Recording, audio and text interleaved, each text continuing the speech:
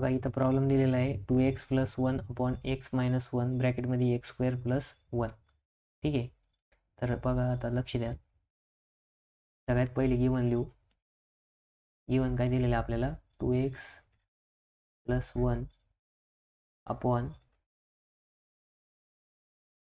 बघा अपॉनला काय दिलेलं आहे डिनॉमिनेटर x - 1 आणि दिलेलं आहे x² + 1. ठीक आहे.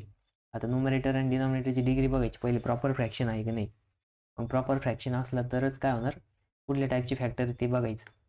मग इथं ऑब्झर्व करा. ठीक आहे. तर इथं जर ऑब्झर्व केला आपण तर एक फॅक्टर आहे x - 1 आणि दुसरा आहे x² + 1. मग हा जो x² + 1 जो आहे त्याचे फॅक्टर होता का बघा बरं. नाही. इथं a² - b² फॉर्म्युला अप्लाय नाही होऊ शकत कारण इथं +1 दिलेला आहे. म्हणजे हे नॉन रिपीटेड इररिड्युसिबल फॅक्टर आहे. Non repeated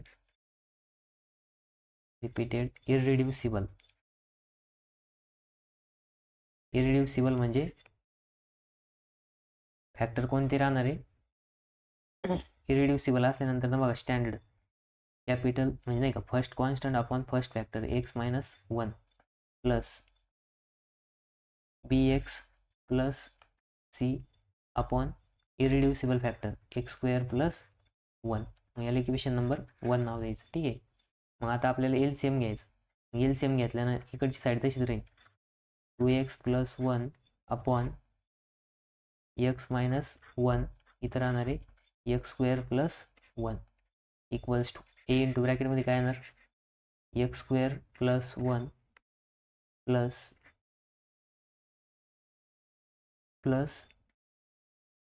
bx plus c आणि इथं येणार आहे x - 1. ठीक आहे. इथं काय येणार x - 1. डिनॉमिनेटरला काय येणार बघा. मग आता डिनॉमिनेटरला जर ऑब्झर्व केलं तर दोघांचं मल्टिप्लिकेशन होणार. ठीक आहे. डिनॉमिनेटर येणार इथं x - 1 आणि नंतर ना x² + 1. आता दोन्ही बाजूला डिनॉमिनेटर सेम आहे. दोन्ही बाजूला डिनॉमिनेटर सेम असल्यावर काय होणार कॅन्सल होऊन जाणार. हा पण कट झाला आणि हा पण कट झाला. ठीक आहे. इथे येणार 2x + 1 x + 1 equals to a into ब्रॅकेटमध्ये येणार x² + 1 plus bx plus c आणि इथे येणार आहे x - 1. याला आपलं इक्वेशन नंबर 2. आता काय करायचं a b आणि c फाइंड आउट करायची. a b c find out करायला काय करावं लागेल सगळ्यात पहिले बघा इथं फर्स्ट फॅक्टर बघायचं कोणता आहे x - 1. मग x - 1 इक्वल्स टू 0 घ्यायचं. मग x इक्वल्स टू काय येणार आहे 1. पुटिंग इन इक्वेशन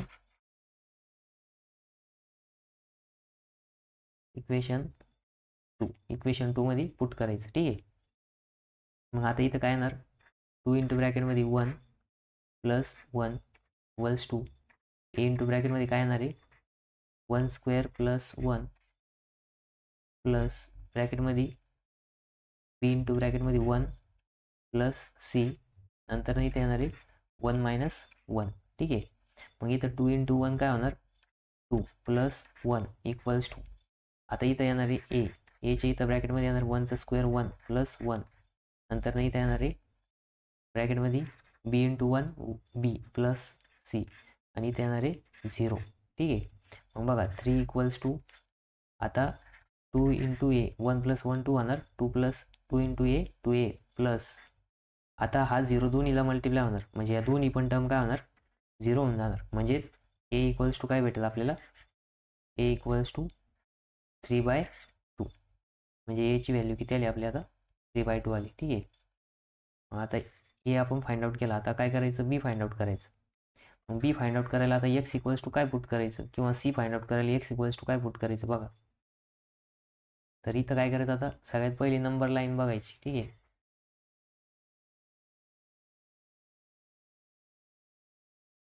इथं नंबर लाईन जर आपण अशी ड्रॉ केली तर याच्यावरती बघा इथे येणार आहे 0 इथे येणार आहे 1 आणि इथे येणार आहे 2 नंतर इथं -1 -2. ठीक आहे. मग इथं काय येईल आता x इक्वल्स टू आपण काय पुट केलं हा -1 पुट केला, 1 पुट केला, एकदा 1 पुट केलंय. ठीक आहे.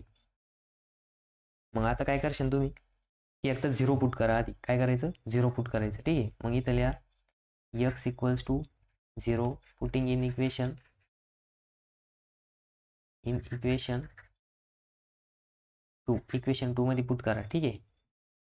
मग आता इक्वेशन 2 मध्ये बघा, इथं जिथं जिथं एक्स दिसेल तिथं 0 पुट करायचं. 2 × 0 + 1 इक्वल्स टू इथे येणार आहे a into ब्रॅकेटमध्ये 0² + 1.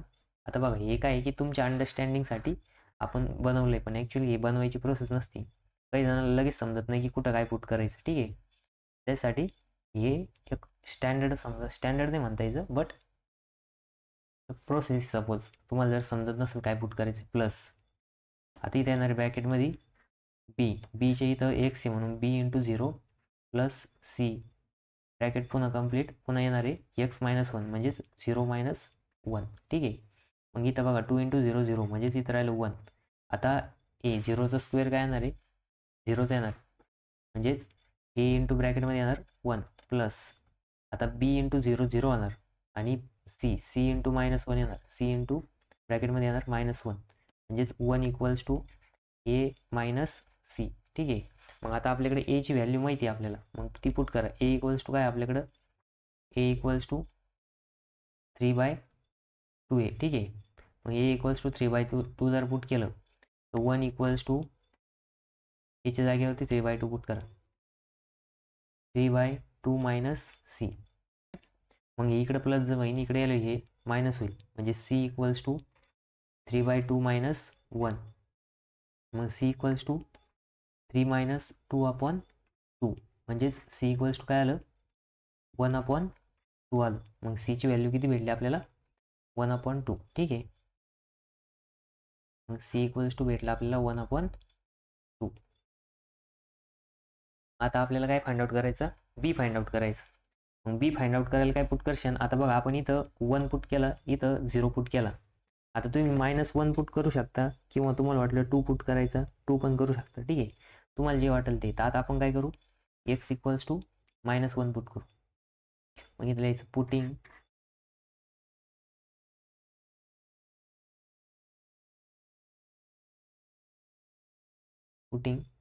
x equals to -1 in equation 2. मग इक्वेशन 2 म्हणजे जिथं जिथं आपल्याला जिथं जिथं काय दिसणार आहे x, तिथं काय करणार आहे, आता आपण -1 पुट करणार आहे. मग 2 इंटू ब्रॅकेटमध्ये -1 + 1 इक्वल्स टू a इंटू ब्रॅकेटमध्ये काय येणार, -1चा स्क्वेअर + 1. त्याच्यानंतर ना इथं येणार आहे प्लस ब्रॅकेटमध्ये b इंटू -1 + c. इथं ब्रॅकेटमध्ये पुन्हा येणार आहे -1 - 1. ठीक आहे. मग -1 इंटू 2 काय येणार, -2 +1. ठीक आहे. मग बघा इथे येणार आहे a इंटू ब्रॅकेटमध्ये -1चा स्क्वेअर + 1 हा पुन्हा +1 ऑलरेडी आहे. ठीक आहे. b इंटू ब्रॅकेटमध्ये आता हा b मायनस होणार, हा c प्लस राहणार, याला पुन्हा इथं काय येणार आहे -2. ठीक आहे. मग इथं -2 + 1 -1 इक्वल्स टू आता a इथं काय 1 + 1 आहे म्हणजेच 2a येणार प्लस. आता बघा इथं काय आहे -2 इंटू -b + 2b. त्याच्यानंतर इथं काय येणार आहे -2 इंटू c काय होणार, -2c. ठीक आहे. मग आता हे इक्वेशन जे आलं हे आपण आता इथून कॉपी करून घेऊ पुढच्या पेजवरती. ठीक आहे. आणि a काय आलेलं आपला 3/2 आणि b काय आलेलं आहे 1/2. ते आता पुढच्या इक्वेशनमध्ये आपण पुट करू. ठीक आहे. बघा इथं आपण पेस्ट केलं.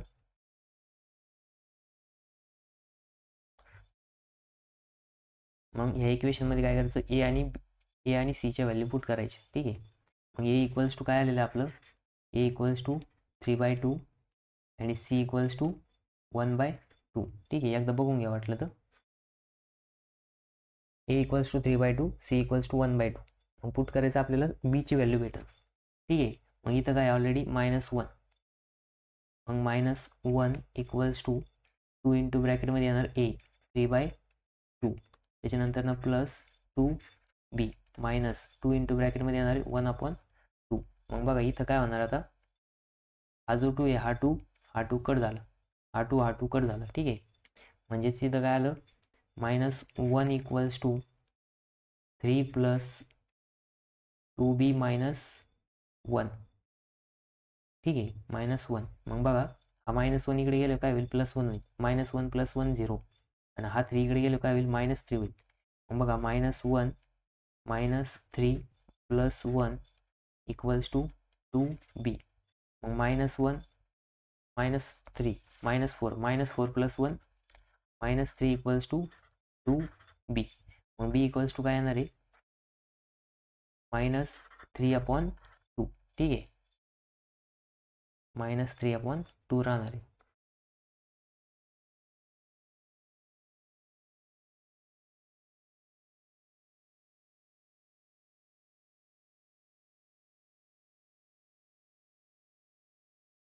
मग आता ए बी सी तिन्हीच्या व्हॅल्यू आल्या. मग काय करायचं, putting A equals to 3/2, B equals to -3/2 आणि C equals to 1/2 in equation 1. मग इक्वेशन 1 बघा इथं आहे. इक्वेशन 1 आपण आता कॉपी करून आणू. ठीक आहे, मग इक्वेशन 1 कुठे, इथे बघा.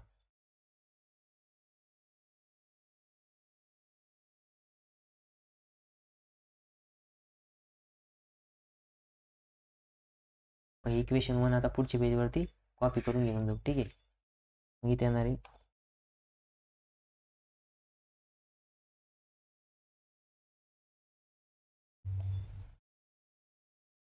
मग इक्वेशन 1 आपण कॉपी करून आणलं बघा आता. ठीक आहे, मग इक्वेशन नंबर 1 आहे. मग आता या इक्वेशन नंबर 1 मध्ये काय करायचं, त्या व्हॅल्यू पुट करायचे.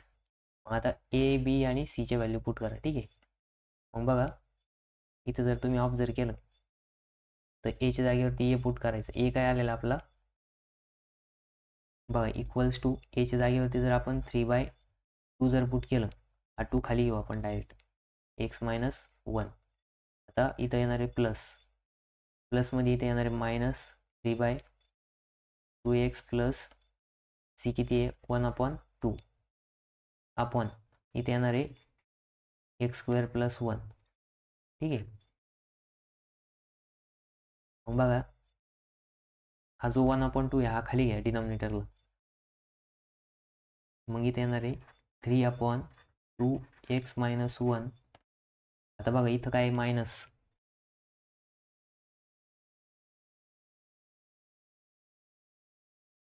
मग -3/2 तसंच ठेवायचं का,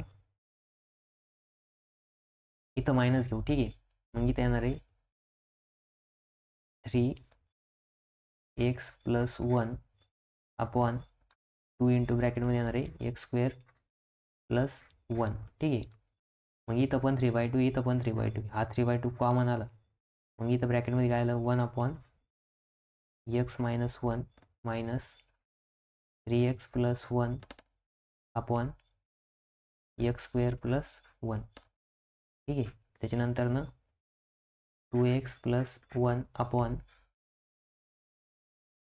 x - 1 x² + 1. हे काय आलं, आपलं फायनल आन्सर आलं. ठीक आहे, मग आता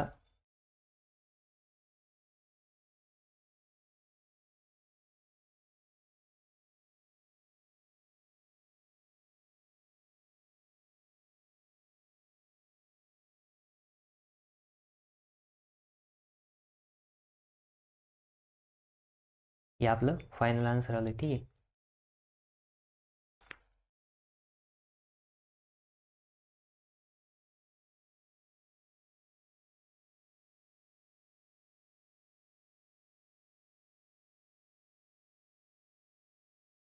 टू एक्स + 1 आहे.